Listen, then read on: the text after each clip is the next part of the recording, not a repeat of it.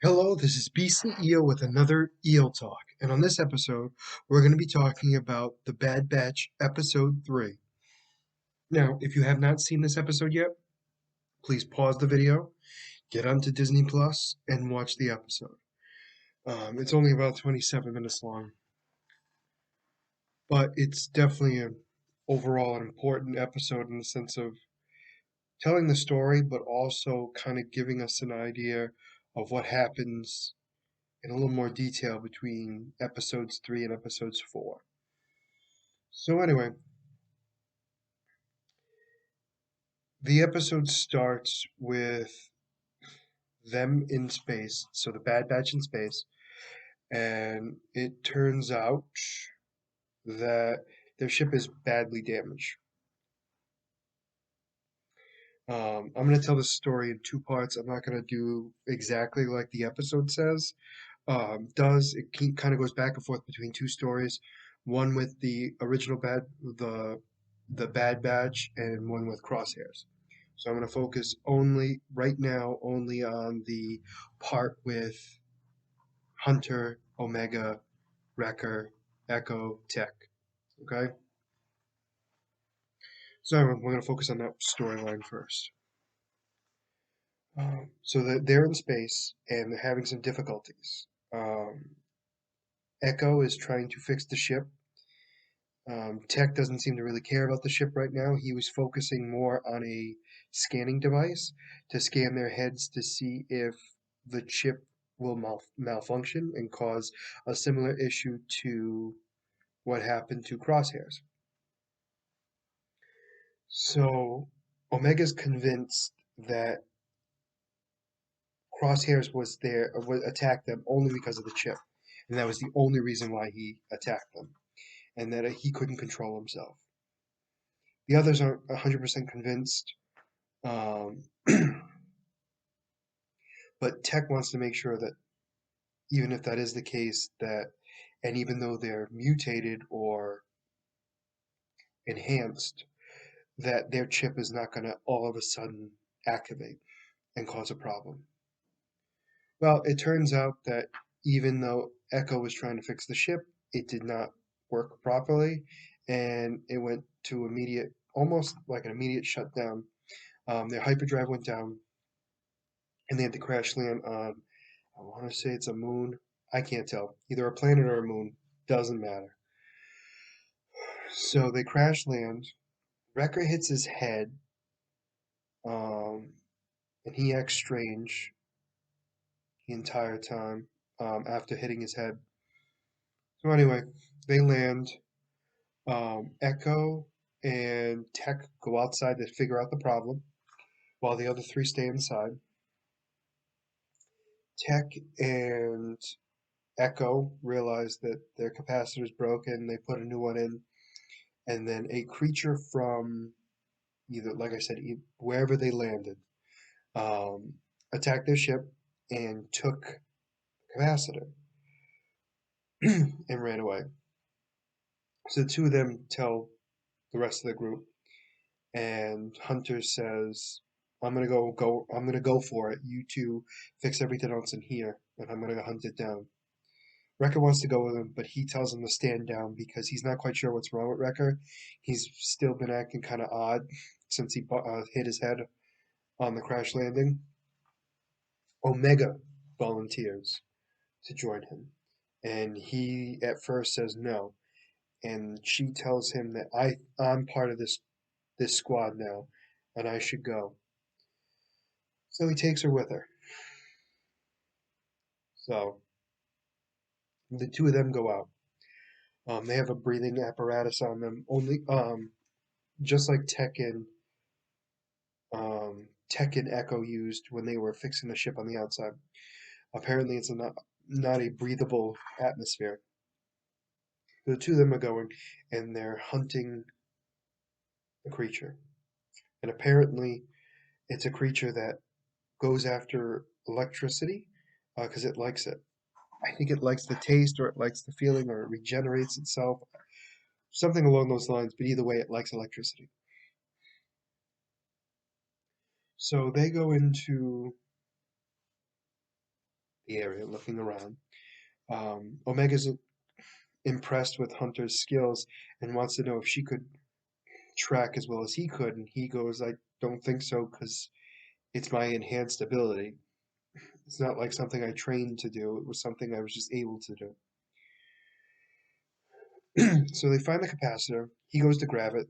The creature attacks him, Hunter, and knocks off his mask. It gets away with the device in its mouth. Because it knocked the mask off his mouth, he was having trouble breathing.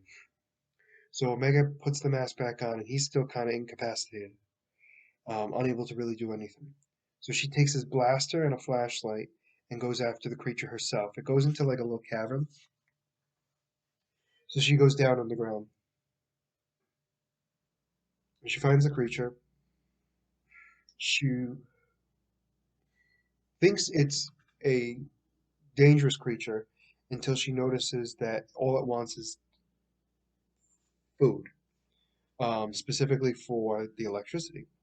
So when she realizes that, she's less scared and goes and gives him the flashlight. He chews on that, she takes the capacitor, and she goes away.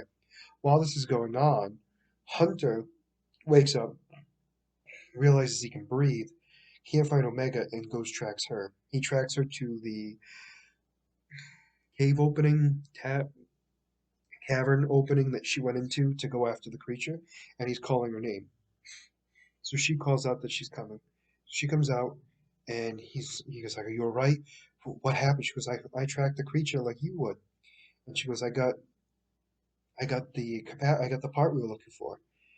And he saw that she had the blaster. She goes, "Don't worry, I didn't have to use it." So he takes her back. They fix the ship. They leave. Wrecker's still missing.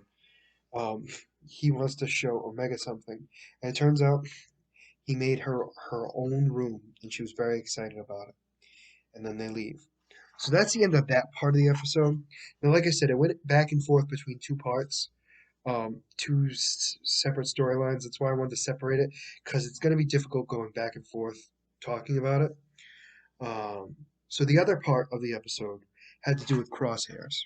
Now, Crosshairs, his part of the episode starts with him getting scanned, getting his vitals checked, and apparently he's fine.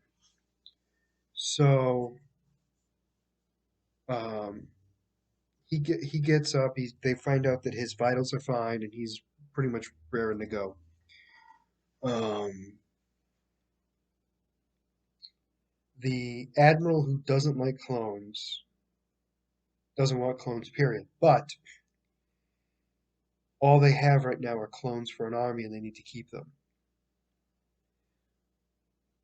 There was a vice admiral, Rampart, I think is how you say his name. He was introduced in the last episode. He was a very quick cameo in it. It was more of him talking on the planet, telling people about the chain codes and how you need it and how you should be part of the Empire, blah blah blah blah blah. So anyway, he's with Rampart. He's with the Admiral, and they're talking about clones aren't going to be needed forever. And Rampart explains why.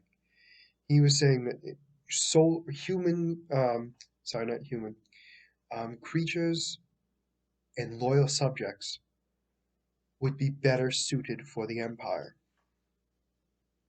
And the clone creators are very skeptical of this for obvious reasons. They want to make sure they keep making clones, but they don't argue. I think they're playing their card. They're not trying to play their cards too much.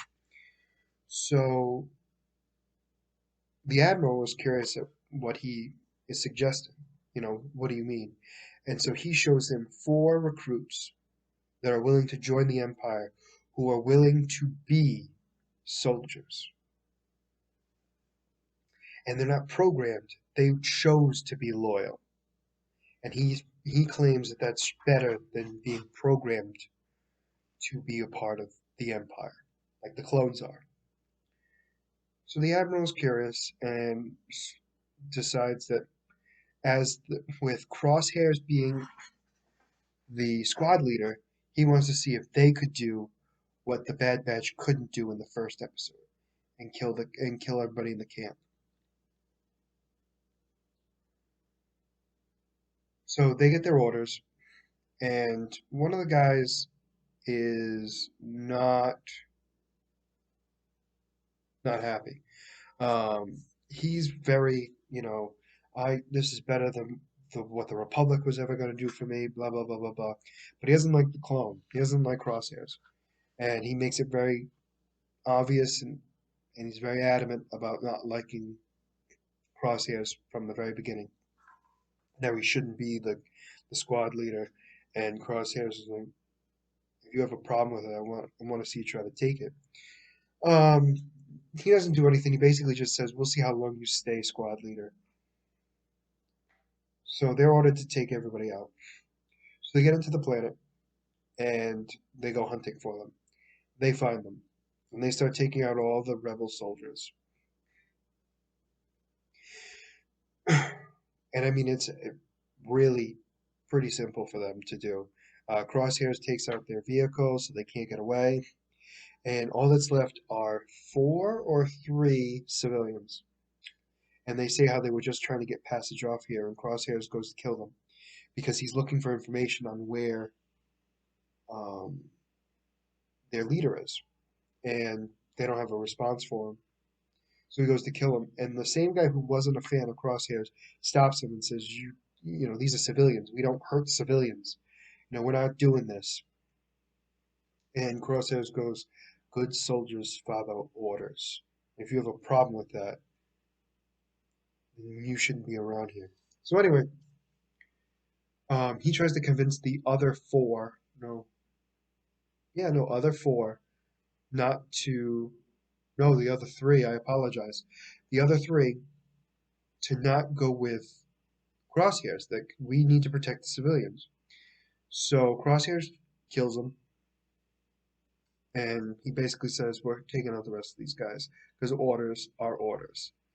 And they took out everybody else. So when they come back, it is announced they were obviously successful in the sense that they took everybody out, but they didn't get the guy they were looking for. But it's still considered a success because they took out everybody. And they noticed that there was one missing. And Rampart basically says soldiers are well aware of the risk without he dismissed any foul play whatsoever. So the two of them are talking, him and the Admiral, I should say, are talking, and they realize that this could be a good combination, having a clone squad leader train new recruits to get them ready for their army to grow and their fellowship to grow. And the Admiral promotes Vice Admiral Rampart to Admiral and tells him he's overseeing the project from now on. And that's how. And then we see the new Bad Batch um, go into their old squad room, and that's their living quarters. We also have the two clone creators talking about how they need to make sure that the clones stay relevant so that they can continue to deal with their future or worry less about their future because of it. And that's how the episode ends. All right, so a lot to unpack. We see a growing bond in the Bad Batch, the group that's together, and really having Omega join the group.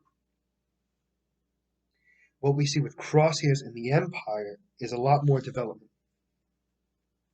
So we see kind of how the Empire was made, or at least their army was made, in a better light than what we knew before. So they had clone squad leaders training new recruits to produce loyalty. Loyalty in the sense of making people die for the Empire. So the clones, because they were ordered and programmed to follow orders, they would take out anybody who didn't follow orders. So it would weed out anybody who had the potential of screwing them over. It's a decent business plan. Obviously, we know it didn't 100% work all the time. That being said, let's move on. We also see that new squad of stormtroopers, I put that in quotation marks, with Crosshairs and his new squad, their armor is black, which makes it look like the elite squad troopers that we've seen a lot of um, in a few of the shows. We saw them a little bit in Mandalorian. We saw them in, well, we've seen them in Battlefront 2. Um, and they could be the start of that. So I think that they're going to turn into that. And I think the initiative overall is going to show how the Empire got an army so large. They use people who are willing to join and dedicate their lives to the Empire and have clone soldiers making sure that they do what they're told to do. As for the next episodes, they're going to be ordered to hunt down the Bad Batch eventually. So that new squad is going to be ordered to hunt down the Bad Batch. I don't know how soon that will be, but I have a feeling it's going to be. I can't imagine it not happening this season. Um, so that I think that's what's going to be the biggest build up to it. But also, I think something has to do with Omega because she's supposedly possibly a super clone or I'm not. It was the way it was described by the clone creators. It hinted. They didn't say it was Omega. I am under the impression they were talking about Omega. So it'll be interesting to see that if Omega is a super clone, what would that mean? What can she do? Blah blah blah, all that stuff. And wondering how the Empire will continue to grow. And maybe because of that, we'll see some characters that we, haven't seen since Clone Wars, starting to help build the Empire up. We'll have to wait and see. But for right now, that's pretty much all I got for this episode. It was a good episode in the sense of it gave a lot of information. Uh, if you like the content you've seen, please like and subscribe below. And as always, make sure you watch Bad Batch on Disney Plus because it's actually a good show and it airs every Friday. That being said, this is Beastly Eel signing out. Have a good night.